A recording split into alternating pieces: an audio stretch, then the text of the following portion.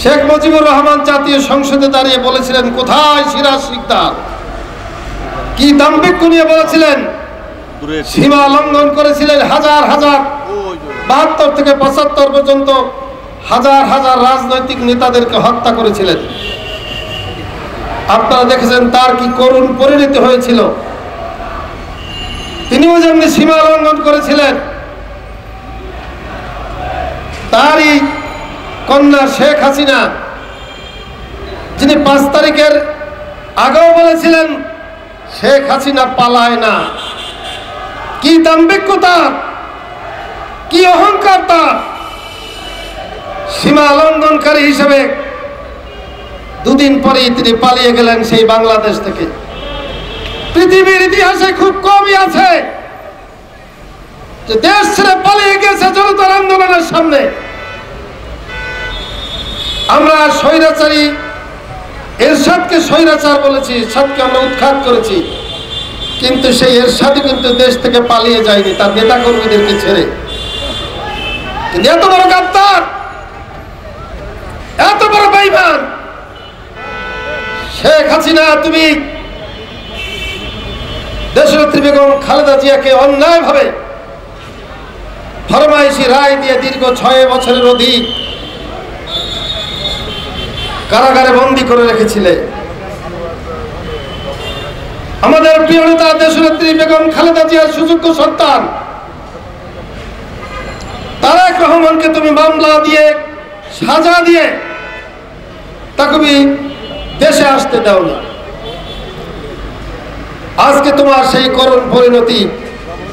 এখনো তুমি ভারতে বসে বসে মাঝে মাঝে বাংলাদেশে মানুষের সাথে কথা বলো, আর বাংলাদেশের মানুষ উস্কানি দেও। বন্ধুগণ, একটা শেষ বলতে একটা কথা আছে। এদেশের মানুষ, এই যে ছাত্র জনতা, আমি মনে করি আবাবিল পাখির মতো যেভাবে কাবাঘরকে ধ্বংস করার জন্য গিয়েছিল, আল্লাহর পক্ষ থেকে আবাবিল পাখি নেমে তারা যে তাদেরকে ধ্বংস করে দিয়েছিল, কাবাঘর রক্ষা হয়েছিল।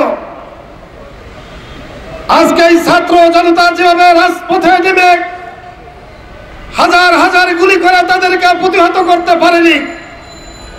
আপনারা একটা দৃশ্য দেখেছেন, এই কুলাঙ্গার স্বরাষ্ট্রমন্ত্রীকে পুলিশ দেখাচ্ছে যে ছাড়, একটা গুলি করে একটা ছেলে পড়ে যাচ্ছে, পাশের থেকে কেউ লড়তেছে না, সে বুক পেতে দিচ্ছে।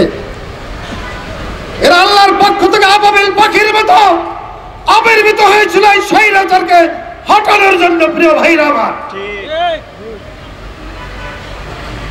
আজকে সেই রংপুরের আমাদের প্রিয় ভাই বুক পেতে দিয়েছিল আবু সাইদ, সেই মুক্ত রাজপথের ছাত্রদেরকে পানি পানি করে তাদের কাছে পানি নিয়ে গিয়েছিল।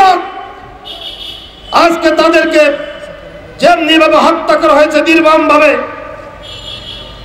আমাদের কথা পরিষ্কার। আমাদের বর্তমান সরকার প্রধান ডক্টর ইউনূস সাহেব একজন অভিজ্ঞ আন্তর্জাতিক খ্যাতিসম্পন্ন মানুষ। আমরা তার কাছে দাবি জানাচ্ছি, অনতি বিলম্বে শেখ হাসিনাকে বাংলাদেশে এসে দে। এই যে আমাদের ছাত্র জনতাকে হত্যা করা হয়েছে, প্রত্যেকটা খুনের বিচার এই বাংলাদেশের আদালতে করে শেখ হাসিনাকে ফাঁসির কাস্টে ঝুলাতে হবে, এই আমাদের সকলের দাবি। কেউ ভাইরা আমার, এখনো দেখি লুকোচুরি, কেমন কেমন ভাব।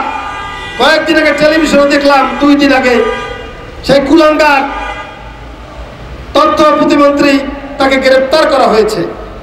সকল মিডিয়াতে দেখলাম, কিছুক্ষণ পরেই দেখলাম যে তাকে গ্রেপ্তার করা হয়নি।